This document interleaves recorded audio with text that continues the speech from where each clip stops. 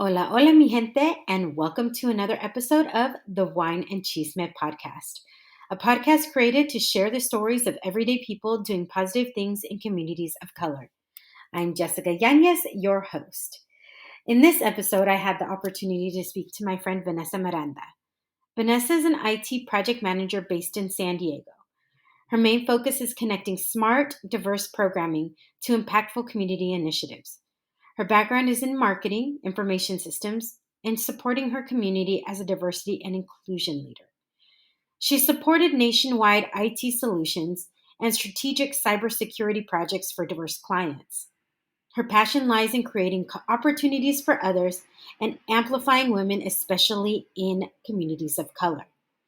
She's launched 2 Women in STEM nonprofit chapters based in San Diego, Latina Geeks and Girls in Tech San Diego. Her partners have included Microsoft, Amazon, Qualcomm, ESET, and more. So, grab your glass of wine and join us for some STEM and technology chisme.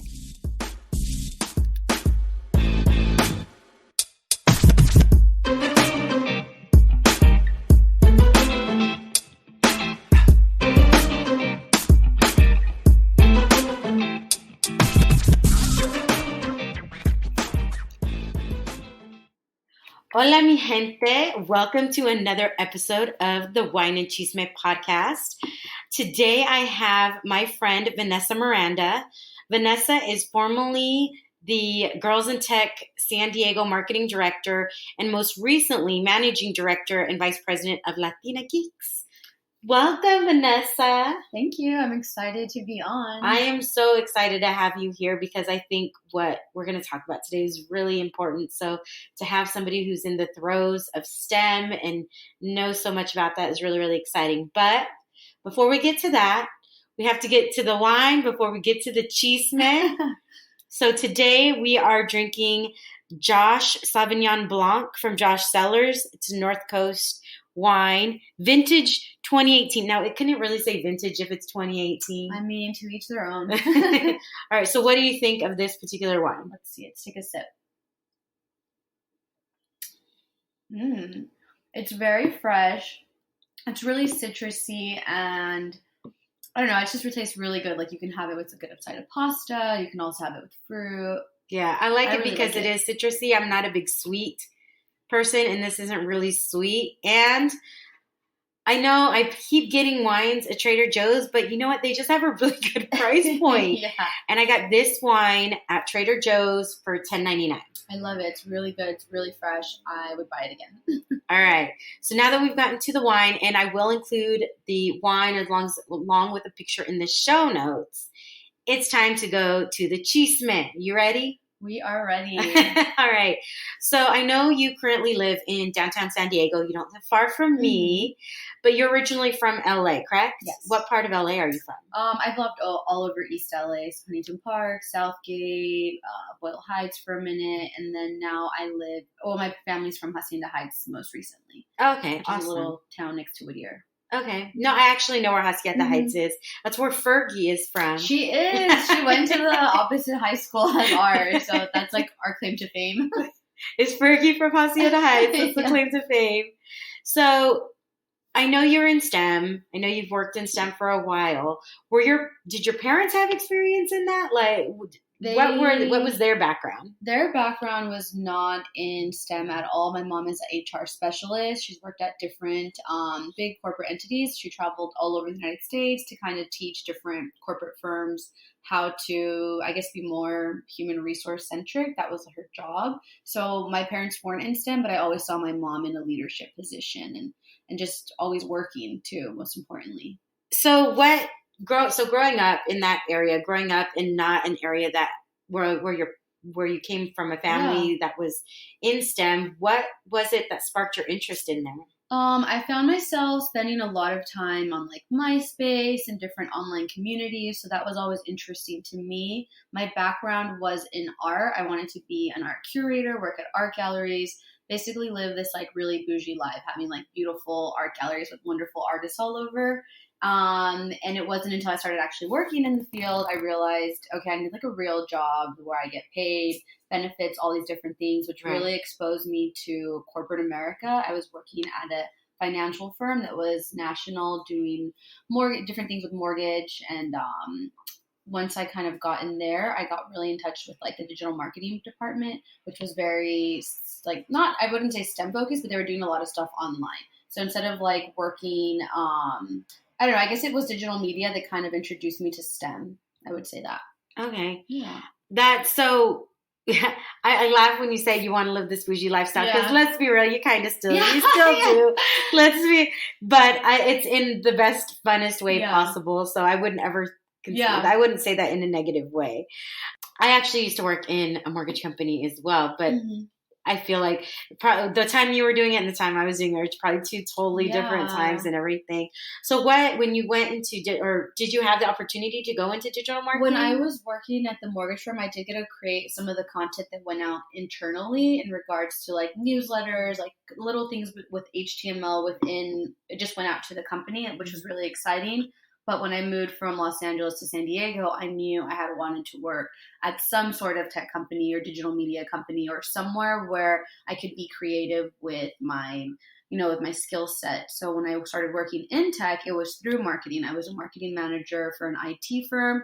I was a pretty small IT firm, under 20 people. So there was a lot of flexibility and to dabble into like operations, logistics, account management. And essentially I grew from the marketing manager to the account executive to the IT project manager within that organization, just because there was a need for it. And I was very vocal about how do you do this? How do you work with that? Really understanding what the engineers did on site. And sometimes I would find that the engineers couldn't talk to our clients, and I was a perfect person to kind of translate the technology and translate their needs. So you were basically the bridge for that. Of course, yes.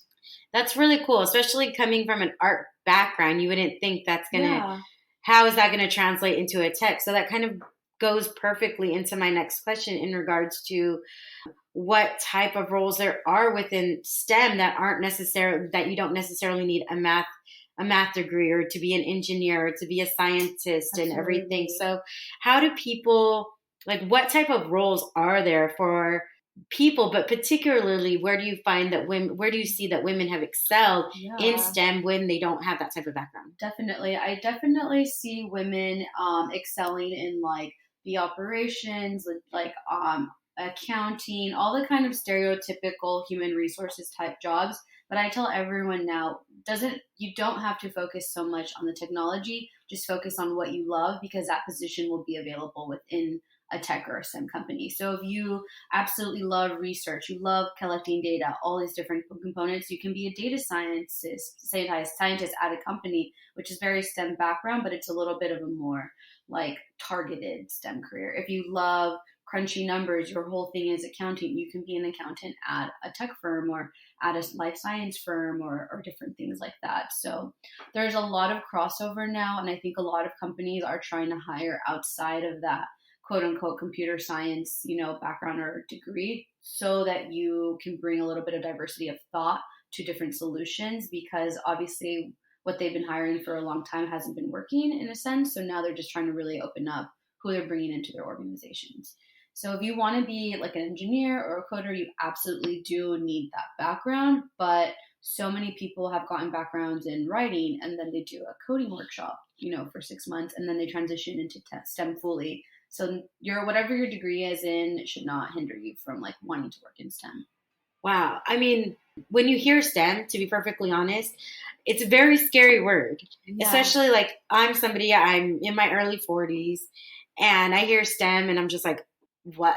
I think it's great. I think that it's great that there's so much opportunity. Mm-hmm. I personally don't see the opportunity for me because it's a scary word. Like, what do you think can help smooth that it's frightening for some people to hear that because they see where they're at and they don't know where to go or they don't know how to transition and they just hear that word. Absolutely. I think that if you're willing to learn and grow, as long as you have curiosity and you're coachable and you want to learn, you can absolutely thrive in any industry, not exclusive to STEM. The reason that STEM seems so scary, it's because you think you have to be, an expert coder, or like, that it's this whole white tech bro culture. So it is a little bit off-putting, but you need to find your communities within STEM that want to support you, and you also just have to be really hungry and ask questions. So I always use myself for an example. I'm thriving in a technology space now, but it was through many, many obstacles. I don't come from a computer science background. I didn't work at a tech company before, so my company really had to take a chance on me by me saying like, I don't know this, but I want to learn this. And once I was there, I put in the work to show like I really want to learn this. I really want to thrive. I will listen to podcasts, go to like talks, different stuff like that. So just becoming more familiar with the language and finding what you like. Before I thought I wanted to be an engineer, and then I started, practicing it, and I was like, I think that's not for me. I like working with people. So Yeah. to each their own. So I know that you were involved with Latina Geeks and Girls in Tech San Diego. How did those come about? I believe you brought one of those actually. Did you bring both of those to San Diego, or did you?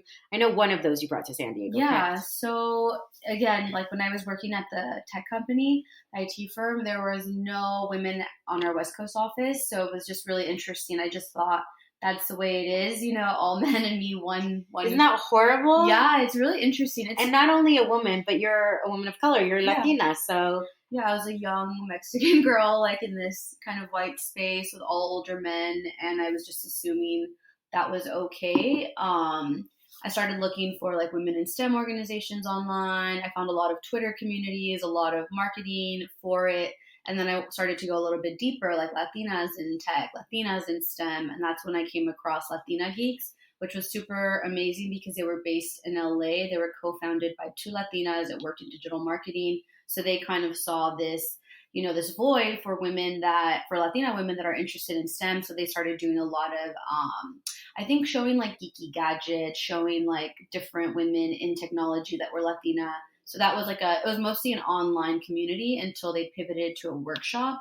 I drove up to LA, I think it was Irvine, for their first workshop, and it was so powerful. I met so many incredible women that were all either directors at their companies or just different like levels of professional, like where they were professionally, and they were all there to learn how to code, just like a very intro thing. And it was really cool to see that momentum. And I connected with Anna Reyes, who is a good friend of the two co-founders, and her and I were like, let's bring this down here. Let's figure out how we can do this down here. And through her connection at Microsoft and through the Girls in Tech San Diego community I had already been building, we were able to bring that organization down here. It's been super wonderful, and I've met such brilliant, incredible women through Latina Geeks and through Girls in Tech as well. What is the focus of those two separate entities? Obviously, I'm sure they're similar in some ways, but different in others. So what between the two, between Latina Geeks and Girls in Tech, what are the focuses of each?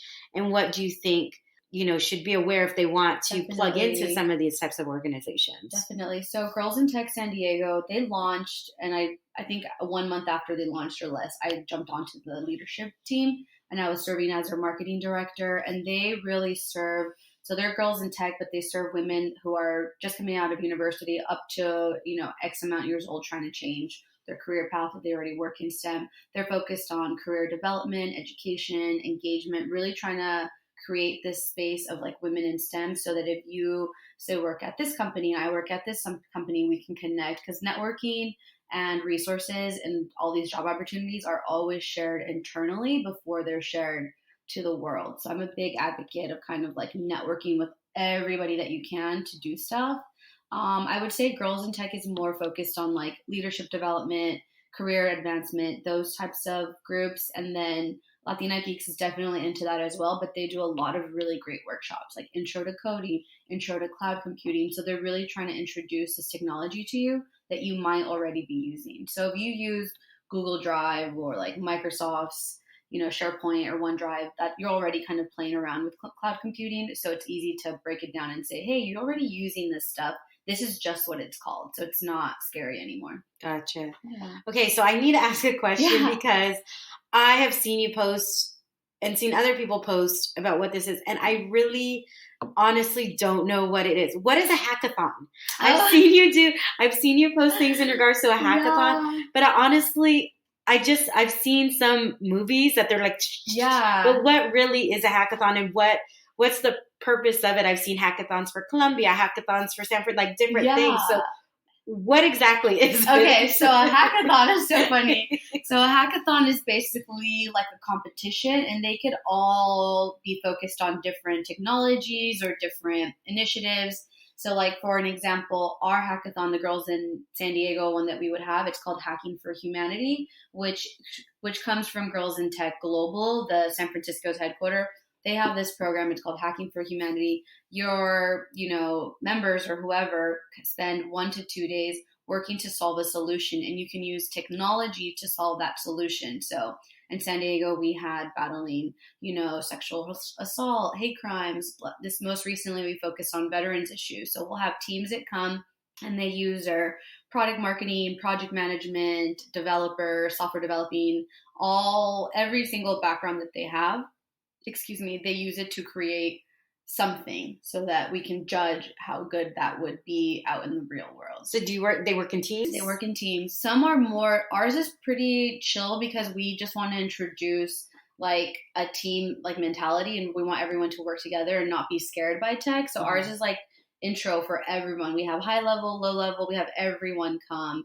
Whereas some hackathons I know are a little bit more intense, and they'll have, I don't really like that hackathon culture because you're there and you're like 2 days, 2 days really spending the night working hard. And that's like a mentality that we don't want people to go into. So ours, we have like healthy food, yoga, because you shouldn't be working in this super high pressure, high, production. Like you should be able to create something meaningful, but also taking like moments for yourself. So long story short, like a hackathon is basically a 1 to 2 day, who knows how long event to create a solution. The technology that they want to highlight or judge you on varies per hackathon. Gotcha. Yeah. Okay, that makes so much more sense. Yeah. Because I would see it and I totally is over my head. That's not my realm. And I'm sure there's people listening that would have no idea what the heck a hackathon is. So I figure I would ask the question. Definitely. So where do you see, like, where is the opportunity? Because obviously when people that work with tech, when you work in tech, it's a very male dominated, not only male dominated, but it's a very white male dominated work culture. Where do you see the opportunities for women of color in general to be able to not only learn, but to truly flourish when it comes to tech and STEM? Definitely. It's pretty difficult. It's like a pretty hard question to answer. I'm going to try my best, but I've tried very lightly on like always calling myself a woman of color because I definitely have like a lighter skin privilege. So I just mostly try to go to different communities like Black women in tech, as well as like different Latinos in tech, POC in tech events, and really understand what other struggles are, because I feel like even though I'm Latina and I'm a minority and I'm a woman, I haven't had the same struggles as maybe others. So I feel like community-based events are always really important because those, like I said, those jobs, those opportunities get shared within these spaces. And I wouldn't necessarily want to tell, my Black homegirl, like, oh, you should go work at this company if there's not already systems in place to support them, because then you're basically telling them like, I don't know. I guess it depends for everybody. So you have to learn how to play the game a little bit, which sounds so nasty, but I'm reading this really good book called The Memo by Minda Harts. And she basically mentions that sometimes white men are your advocates. So instead of always trying to like push against everybody, see who's actually willing to get you to the next level. For women, for Latina women, for like POC, Black women, there are so many opportunities based on right now we're like hot commodity. Everyone wants to hire us. So we have a lot of power in really picking the right company that aligns with our core values and our core missions, because you can go to a company that's all about diversity, all about inclusion. And then if you really look internally, you'll see like it's all marketing for them. So I would just really encourage everyone to be very picky about where you're going, because we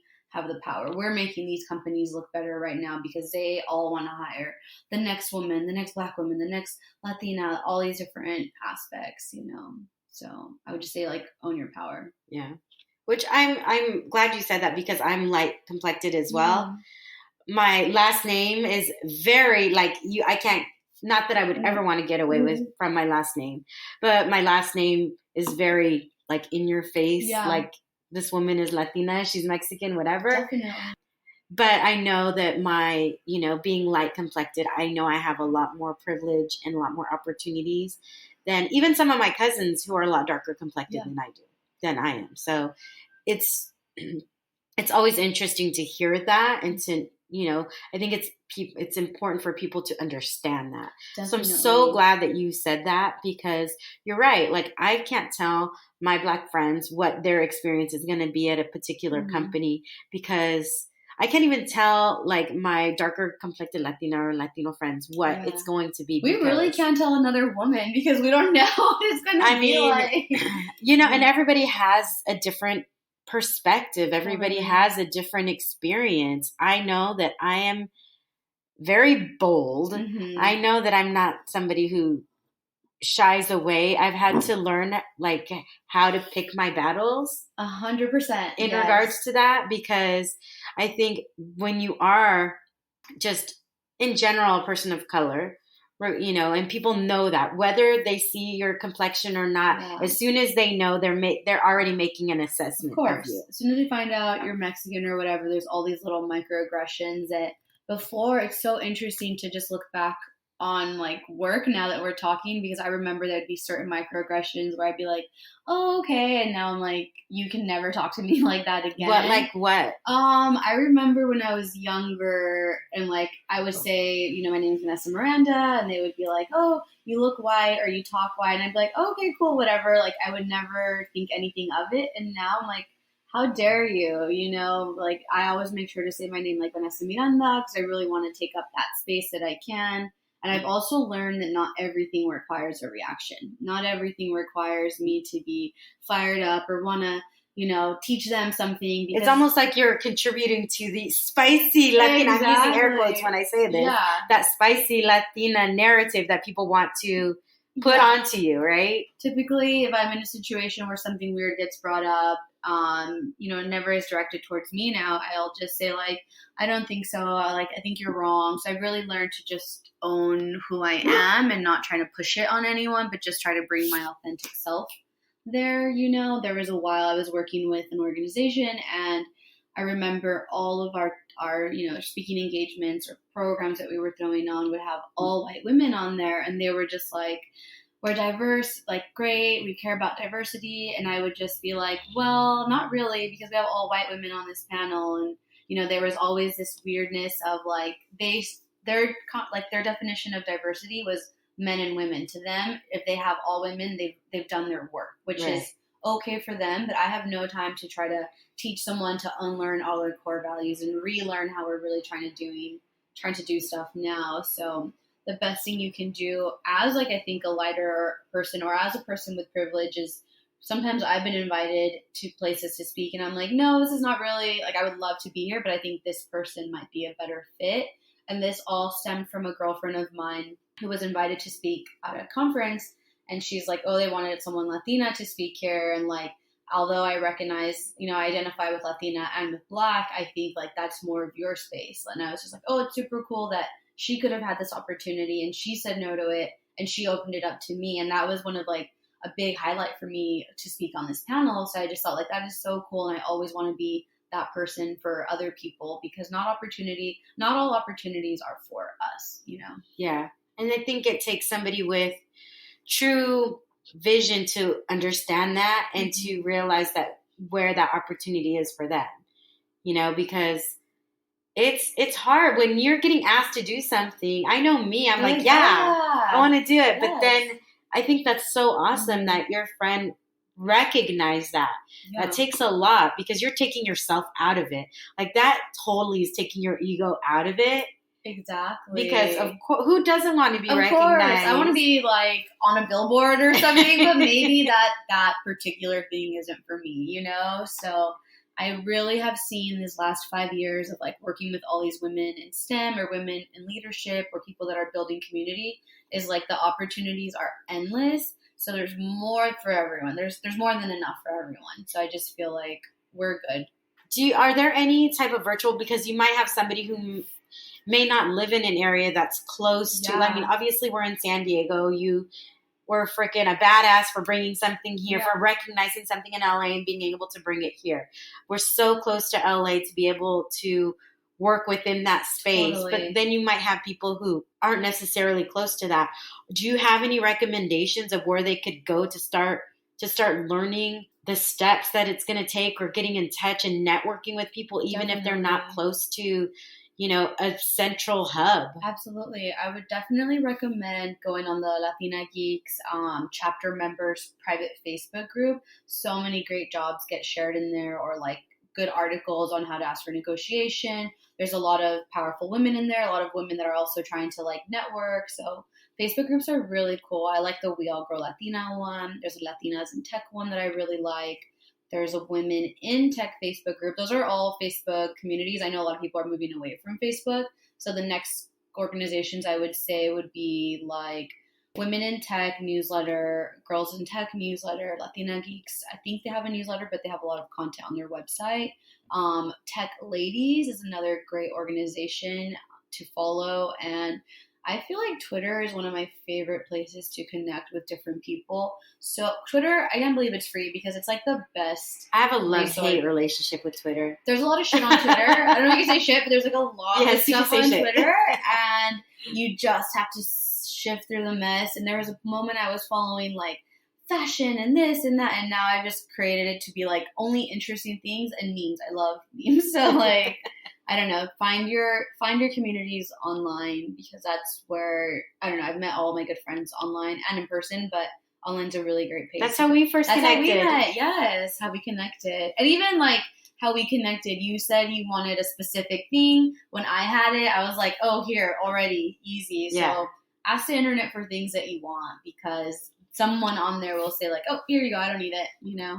I think that's so cool. I mean, the internet is really definitely a place where you can just connect. Can you imagine how this was like when I was even 20 years ago? You know that the first, okay, so I'm totally going to age myself, and it's cool. Okay. It's okay because I look good. I look good. But age is powerful because you have something on someone that doesn't have that experience. So I always feel like the older I get, the more powerful I'll be. So it's just kind of like, don't even try me.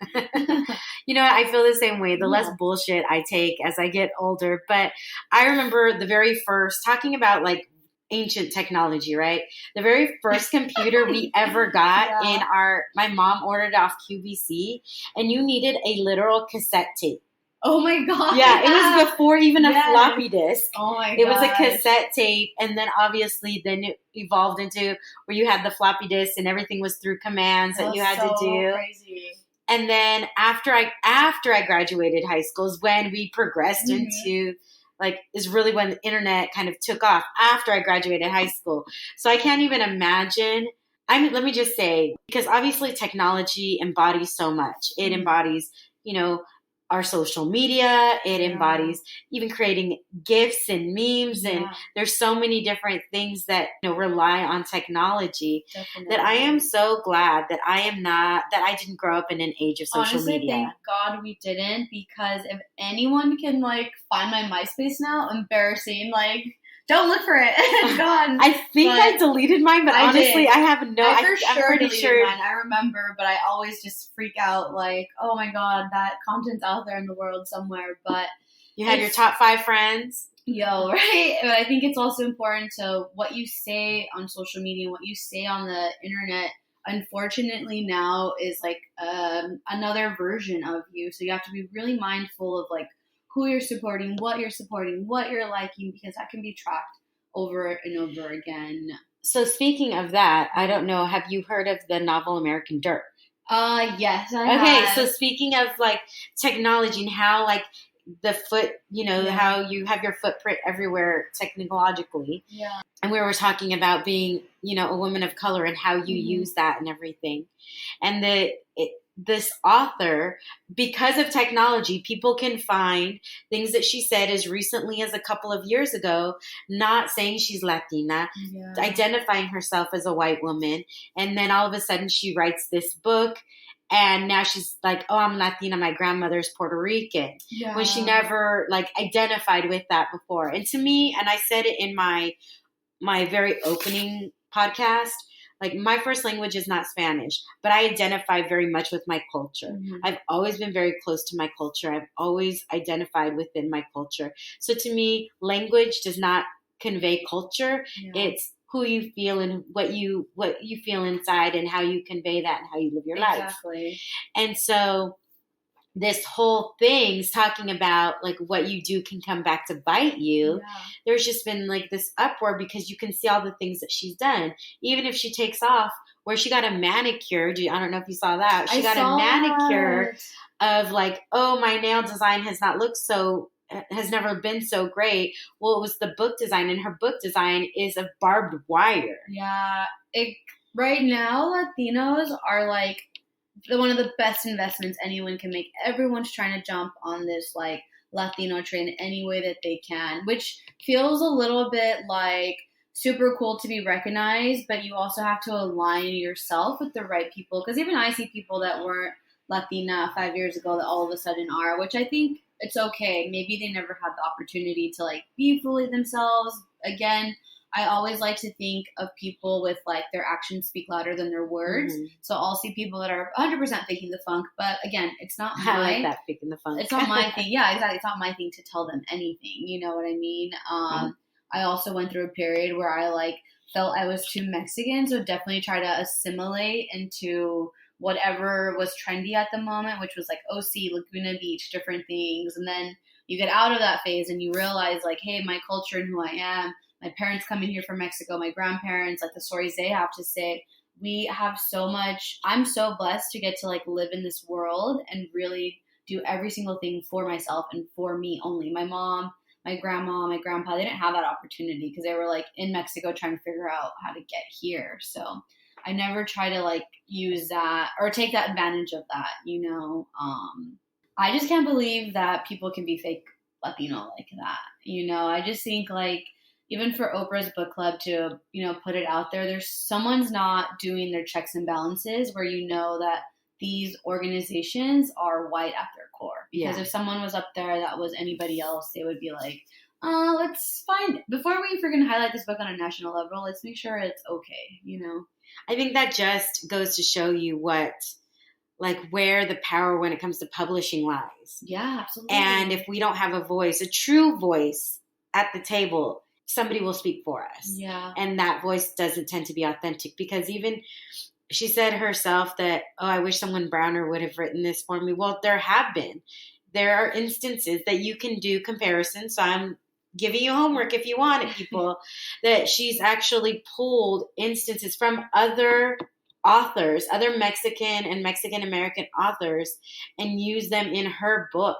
So it's really crazy, but because we have technology, you know, and you don't think of it when you think of STEM, you might not necessarily think of that, but that all kind of rolls into it, definitely. Right? Because you have a digital profile, whether you like it or not.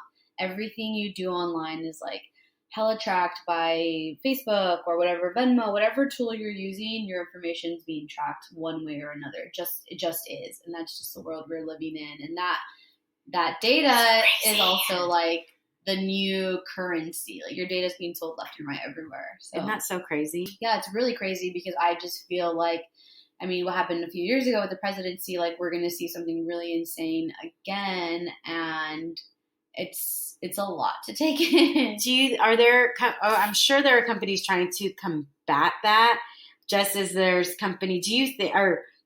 far as what you feel or what you know within the tech industry, do you feel that there are people within the United States that are true American, but that are contributing to that? Yeah, I feel like there's a lot of people that want to do the right thing, but the power of like monetization, like the power is too great. I don't want to sound like bleak or like, I feel like it can change, but it has to be like a whole culture. We all have to understand how like this affects us individually. Because I hear a lot of people say like, well, I don't care if like my stuff's all over the place. I have nothing to hide. And it's really not about having to hide or anything. It's just about having your own like civil liberty. You should be able to decide. Yeah. Now there was law that just went into effect in California that you're able to determine how your information is used, and you can tell companies to not sell your information, to not use your information, and you can ask them where they're selling it to. Absolutely, but at the same time, like,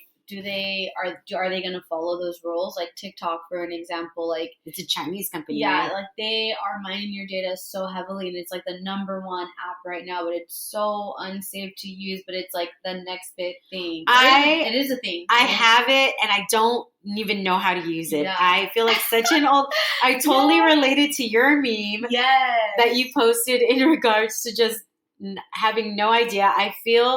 I totally feel like Golden Girls age when it comes to TikTok. I have no idea. I got it because, working. You have to know. If you work in digital media, you have to know. And I'm totally Sophia Petrillo when it comes to like TikTok. I have no idea how to use it. I think I've posted 2 things just to try and play around with it. But it's also like, your stuff's being mined. And I believe there was a huge article on that in regards to how much information that they're mining. And, people are, I think, more concerned about the entertainment factor than anything else. Absolutely. I feel like the next revolution that comes is definitely gonna be like a tech revolution. I don't know. I'm always like reading all these different things, and I just feel like I don't know what's gonna happen next. What I am excited about is that I'm refilling your glass, by the way. Thank you. Yes, I drank a whole glass. But I am really excited about this next generation of young adults that are coming into the workforce and kind of seeing everything going on. I was just at a conference this weekend called Generation She Makeathon that, like, shameless plug, my best friend created this nonprofit that's to support high school girls to become entrepreneurs and founders and leaders in their world. And these girls are so smart. They're in middle school, like 14, 15, 16, 17, and they're creating products for sustainability. Oh my gosh, I saw your Instagram posts. I just feel like coming to that conference, coming off of like all this Kobe stuff and like trying to be the best person ever, I just feel like I'm so inspired by them. They want to change the world. And also, how do I change the world or the space in a more meaningful way too? So speaking of, we're actually recording this 2 days after the news of Kobe Bryant came out. And that's one instance that not only media, but technology is just really cool, because you see people sharing these things from across the world, and tributes and everything that's happening, and things that he said in the past in regards to where he believes people should go. He was a big proponent of girls. Girls in sports and all sports. And, his daughter, God rest their soul, and everybody else who was on that helicopter. But that's kind of an instance of a digital footprint that you're so glad is there. Yeah, absolutely. That you're just like, oh my gosh, I didn't really realize he said this. I'm actually going back and looking on YouTube. I've been looking for old interviews that he did. Things that I had already kind of saved, but I never went back and actually looked at or watched or listened to. And he was very succinct about his message. He was like, I'm a storyteller. I want to create opportunity. I want to promote girls. Like, I want to show girls that there's opportunity. I want to show kids, that don't necessarily come from the most favorable circumstances, that they can do it too. There's a space for them too. Like, he had a very distinct message that he wanted to get out. And now, thanks to technology, those are things that we'll be able to continue to relive and rewatch and listen to, forever. Absolutely. Yeah, that is so beautiful. And I think we're fortunate in that way that we can also connect as a community, because just, we were mentioning before this, where we were at the specific time that we found out, and why it hit us so deeply. And it was like, because he was a community organizer, in a sense that he brought multiple people from multiple different backgrounds together. So the message that he still lives on, it's like, let's be great. Let's be the best that we can. Let's give back what we have. That was like his ultimate underlying, gift, I think, to all of us. Yeah. There's a quote that I've seen several times that he said, and he said that he doesn't understand lazy people.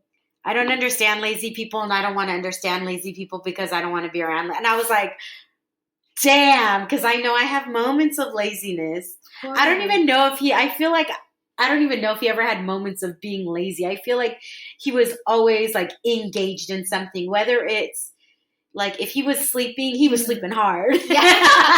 He had the lights off. Yeah. Yeah. So when he's with his, he had the earplugs, he had the head, like he was sleeping. He's going to sleep hard. Yeah. He's with his girls. He's going to be the best dad, his girls. He's with his wife. He's going to be the best husband, no matter where like, it was, I feel like no matter what, he was always like the best at whatever. Exactly. And if you said reading back his interviews and reading back the things that he said, like, even someone was like, oh, you're the best. And he's like, I'm not the best. Like, my team makes me great. There's been times we lose and I scored 40. There's been times we win and I scored 10. And he really brought it always back to like teamwork, trying to be the best, putting in the work. And I think that can apply to anything in life as a professional or, trying to grow yourself.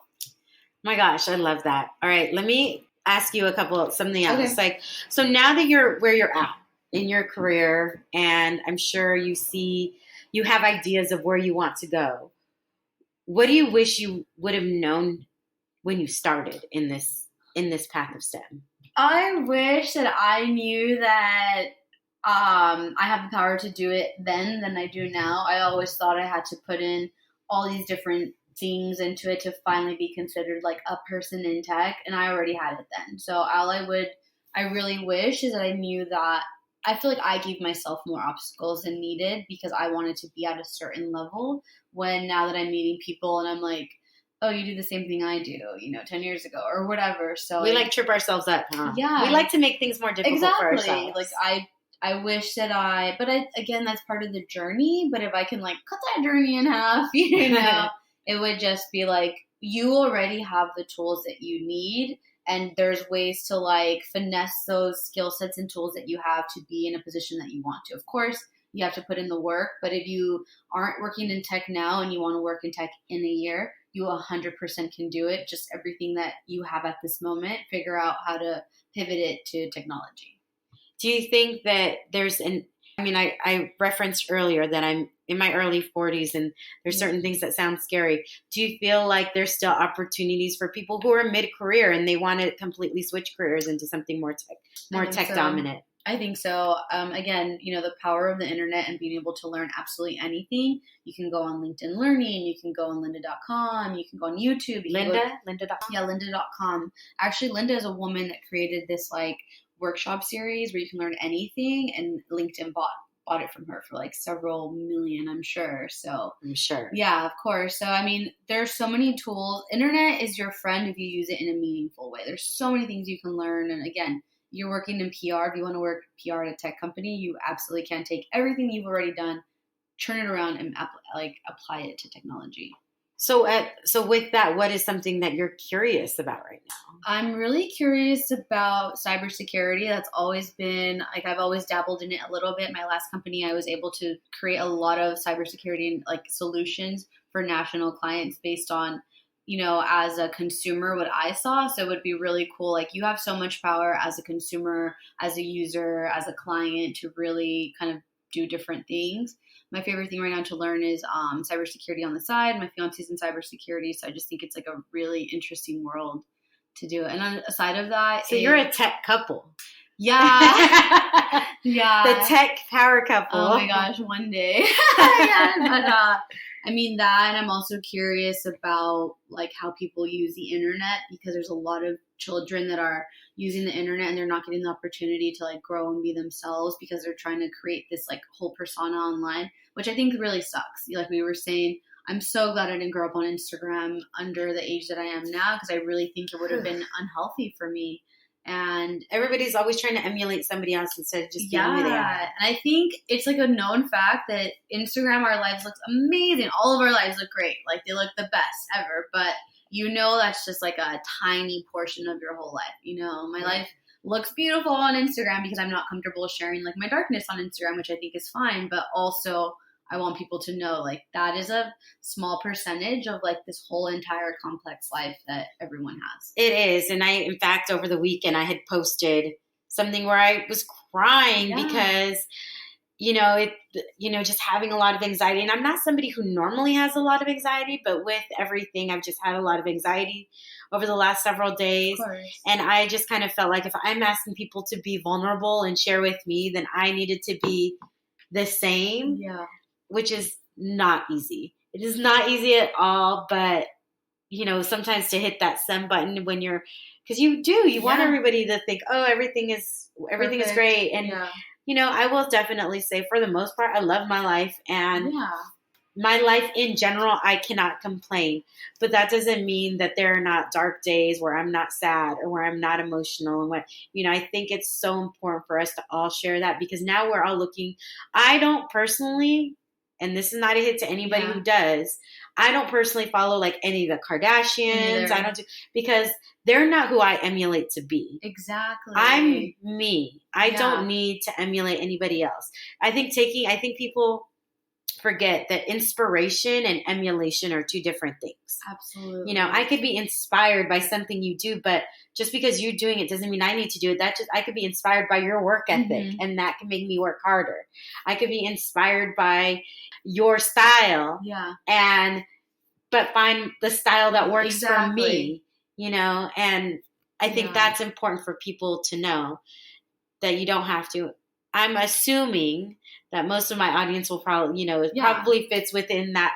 People who maybe they have kids, and maybe this is their opportunity to listen to this with their kids and say, look, you don't need to be like everybody else, because we're all like each other. That is so boring. Seriously. And I feel like high school is so I am my own annoying. weirdo. I don't need to be anybody else's weirdo. I always tell high school girls, I'm like, everything you're doing right now is not going to be it. The second you get into college, everyone becomes themselves immediately. It's almost like a snap, honestly. I remember everyone in high school conforming. The second everyone got into college, everyone just came out and be their real freaky selves. And I'm like, we should all be that earlier on.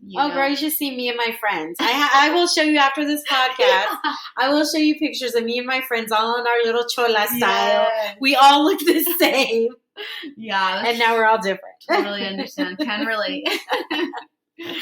So what is something, and it doesn't need to be job related, or it can be whatever, but what is something that you failed at, that you feel like you failed at, and what did that teach you, and how's that affected you? Definitely. I think most recently I didn't put something of value as important as a person that was telling me. It was my boss, actually, she had something that was really important to her, and I just could not understand why it was, because I had my own, perception of it, whatever, maybe ego, maybe pride, all these different things. And it really burned me. And I really want to stress that sometimes we may not agree with something, but someone in a position of power really values that. So we need to remember that, like, hey, they're still in charge, and that's... You have to agree with it, but you can support it. Exactly. You don't have to agree with it, but if it's your job and it's your livelihood and all these different things, think about, like, does this really align with who I am? Do I take a step away? All these different elements. But I think that a lot of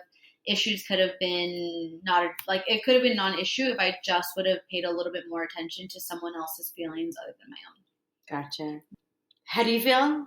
Good. What to say? Good. That's good. Yeah. That's good. Okay, so I close every podcast, and I appreciate you sitting down and talking about STEM, because I think it is so important, especially within communities of color. I think it's so important, and in particular women, because it's such a male-dominated industry, to know that there are opportunities for us. So thank you so much for sharing different things. All of those different resources that Vanessa has talked about will be in the show notes. So we'll make sure to get all of those things, because we want to make sure that we highlight that, so we have a resource for people to go to if they're interested. So I like to end the thing, and I think I sent you these questions, so these ones shouldn't be too hard. What is your favorite word? Audacious. Ooh, I like that. Why is that your favorite word? Because it just feels extra and big and just giant, right? Audacious. I have an audacious goal. I have an audacious meeting. All these different things. I really love how big and powerful it means. So that's what I'm trying to aim for always, to be audacious in my life and in my goals and in my actions. I like that word. What is your favorite hobby when you're not working? I guess most recently running. It's pretty fun, and I love happy hours. Like I love coffee dates and happy hours. I feel like it's such a nice way to connect with different friends. Yes. Well, I love wine, so. Yeah, it's like happy hour a hobby. I know. I say yes, it is. Yes. Socializing. Okay, so I'm going to ask you two different things on this. What is your favorite, since you grew up in LA, what's your favorite hometown restaurant? Okay. There's this one place on Colima. Oh my gosh, I can't remember. Oh, it's Hacienda Village Meats. And it has like really good Italian food and really bomb like deli sandwiches. And it's like this tiny hole in the wall place where they have like Italian meats and cheeses and all this stuff. And I just remember walking there after school with my friends and even as an adult and even with my brothers. Like it's just like a little staple. And then in San Diego, what's your favorite place? San Diego. Wow. I like Hector's Mariscos in Chula Vista. Super Ooh, bomb. we're going to have to go. I've never been. Super, super bomb. And sheesh. I guess the tacos del gordo is really good. But honestly, I go to TJ a lot to eat. It's like the best. It is. And it's cheap. Yeah. You can get like really fancy food in TJ for nothing. Dude, their artists are the best ever. Okay. Wine. Do you have, I know you Yeah. I said red or white, but I know we're drinking white. You said white or rosé, so white or rosé? Sheesh. I love rosé. I love rosé. Okay, do you have a specific kind of wine? Yes, there's a specific rosé that I love from, it's called like La Finca de Corradillo or something like that in Valle de Guadalupe in our organic winery. It is the best rosé you've ever had because it's not sweet whatsoever. It's just like a very, rosé really isn't that sweet. So like they make it, it's delicious. Valle de Guadalupe is like the #1 distributor of like Mexican wines, all of Mexico's wines. Nice. Yes. I love that. So that place is the bomb. And your social media handles where people can follow you. So it's at Miranda V, but I spell it a little bit different. So it's at Miranda 4V. So like the last A is a 4, and that's my Twitter and my Instagram. Okay. So and you had a happy hour one, right? Oh yeah, and I have at Happy Hour Queen _ That's my Finsta, as the kids call it. So I put all drinks from all over the world and all of my different travels. Well, Vanessa, thank you so much for being here. I'm so happy that you were able to be one of my first 3 guests. Absolutely. Thank you for having me, and I'm super excited to see what you continue to share. And congratulations on being vulnerable and like getting this shit out there. Well, salud. Saludos, guys. Until next time.